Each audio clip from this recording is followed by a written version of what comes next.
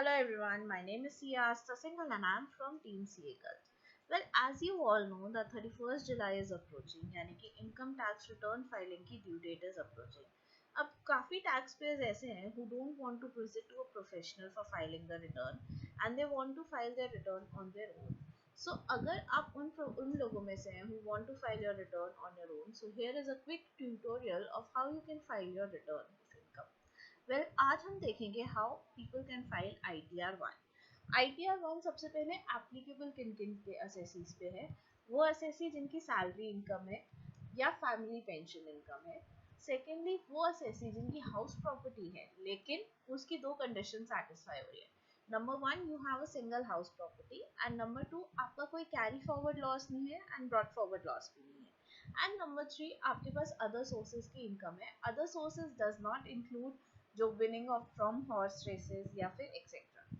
ठीक है. अब अगर आपको ITR-1 फाइल करना है तो कोई भी ITR फाइल करने से पहले आपको सबसे पहले देखना है AIS स्टेटमेंट. AIS स्टेटमेंट यानी कि एनुअल इंफॉर्मेशन स्टेटमेंट आपकी इनकम के बारे में बताएगी कि क्या क्या इनकम है जो आपकी ड्यूरिंग द ईयर अर्न हुई है, जिन पे टैक्स कटा है या नहीं कटा है, that is separate.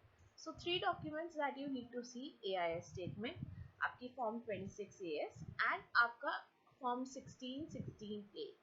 16 cases salary में, फॉर्म 16A अगर आपका कोई भी इंटरेस्ट पे TDS कटा है या कोई भी और चीज. सो AIS आप सबसे पहले कैसे देख सकते हैं? आपको AIS देखने हैं यहाँ पे. जैसे ही आप ई फाइल पे जाएंगे, मैंने अपने क्लाइंट का पोर्टल लॉगिन किया हुआ है. ई फाइल पे जाते ही यहाँ पे मेरे पास ऑप्शन आता है view a annual information statement. जैसे मैं इस पे क्लिक करूंगी, I will be redirected to a platform जहाँ से आई कैन डाउनलोड इट.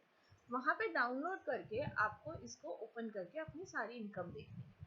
अब मेरे क्लाइंट के केस में उनकी इनकम है from house property and from other sources. So let us proceed with filing the income. So सबसे पहले I'll go for file return. मेरा assessment year selected है 24-25.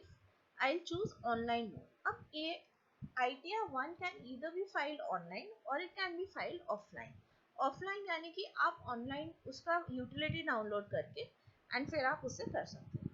अब you can start with start new filing. I'll select an individual.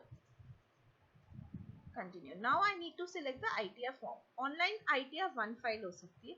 सारी ITRs online नहीं होती. सबके लिए you have an Excel utility, JSON utility, etc. Let's get started. Now my client is earning income which is both in the basic exemption limit, that is 2.5 lakh. इसलिए I am choosing the first option, that is taxable income is more than the basic exemption limit. I'll go next.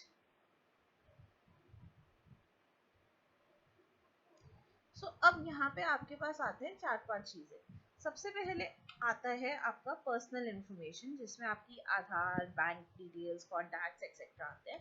One thing that you need to notice कि जब तक आप first वाले पे पूरा fill नहीं करेंगे आप सेकंड पे नहीं मूव कर पाएंगे and so on. That is you need to completely fill the previous details and then only you can move to the subsequent one. So सबसे पहले मैं फर्स्ट पे गई. यहाँ पे मेरी डिटेल्स ऑलरेडी प्री फिल्ड आ रही है. You need to check your details कि ये details सही है या नहीं है. अगर सही नहीं है तो you need to edit them.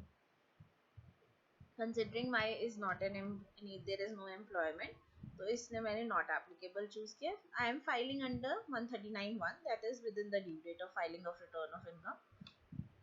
Now I'll go to notes. Now the very first question that you need to consider is that whether we wish to exercise an option of opting out of the new tax regime under section 115 BAC6. Now let me tell you that the new tax regime is the default tax regime for this year. That is for this assessment, from this assessment year onwards, your new tax regime is the default tax regime. अगर आपको उसको opt out करके old में जाना है तो you have to choose this option as yes.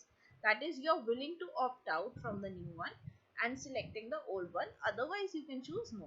Now in my case I am choosing no because I want to pay tax under the new tax regime. All the details are filled and they are correct, so I'll go to confirm. Now it would move me to the next tab, that is gross total income. आप देखोगे कि जैसे ही मैंने personal information fill की यहाँ पे confirmed आ गया and now I can move to the subsequent one.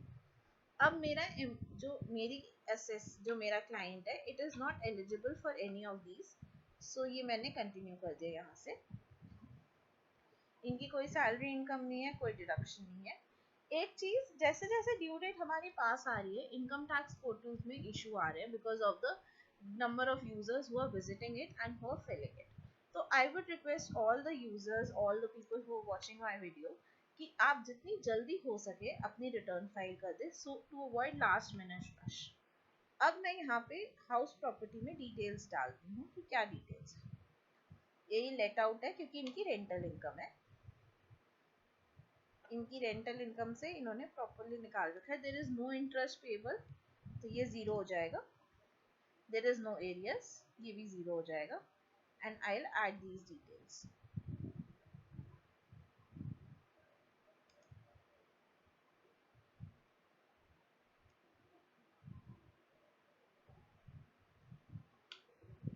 Moving down, आप यहाँ देखेंगे यहाँ अदर सोर्सेज की इनकम ऑलरेडी फ्लेच्ड हो रखी है, interest from saving bank and interest from others, तो ये आ रहे हैं यहाँ पे।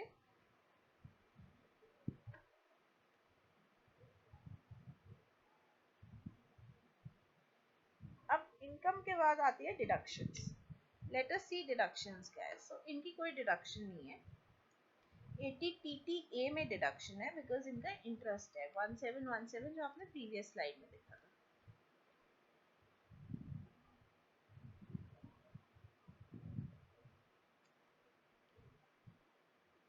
सो उस डिडक्शन को हम यहाँ पे दिखा देंगे।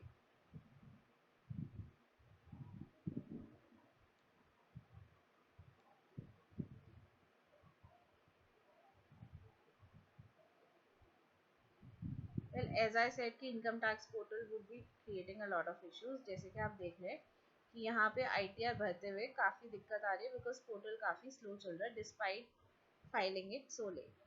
इसलिए I would request all the people who are viewing my video and जो भी अपने रिलेटिव्स वगैरह को भी बताएं to file their return within the due date, यानी कि जितनी जल्दी हो सके, otherwise income tax portal is going to create a lot of issues.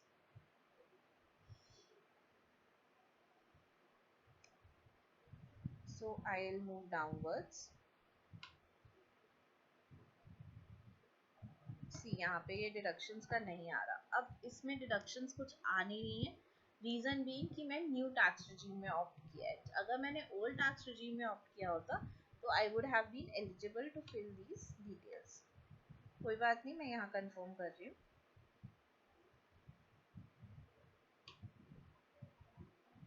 Moving on, इनका टैक्स पेड निल है।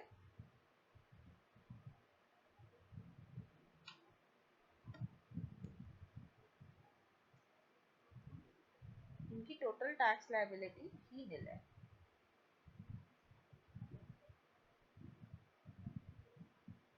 क्योंकि she would be getting the rebate.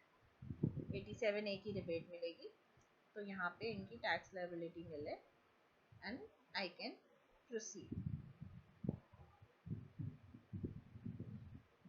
अब जैसे ही आपने ये पांचों चीजें भर दी, यू कैन प्रोसीड। जैसे ही आप प्रोसीड करेंगे you can see, you can move to the preview return. अब प्रीव्यू रिटर्न जैसे ही करेंगे आप यहाँ पे एक प्रीव्यू जनरेट हो जाएगा, लेकिन उससे पहले आपको अपना एक्नॉलेज करना पड़ेगा।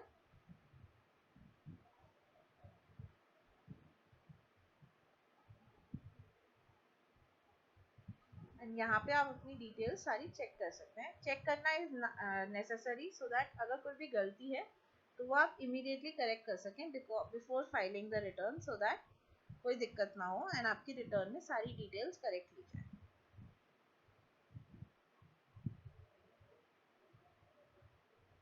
Proceed for validation. अगर कोई भी इशू होता है तो वो वैलिडेशन में एरर आ जाता है। यहाँ पे वैलिडेशन सक्सेसफुल आ गया, मतलब कोई एरर नहीं है।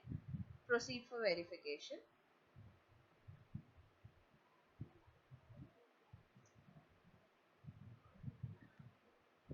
हम ई वेरीफाई लेटर कर देंगे। अब प्लीज नोट कि वी वेरिफिकेशन का टाइमलाइन जो पहले 120 डेज था, इसको रिड्यूस कर दिया था to 30 days. So you have to e verify your return within the period of 30 days.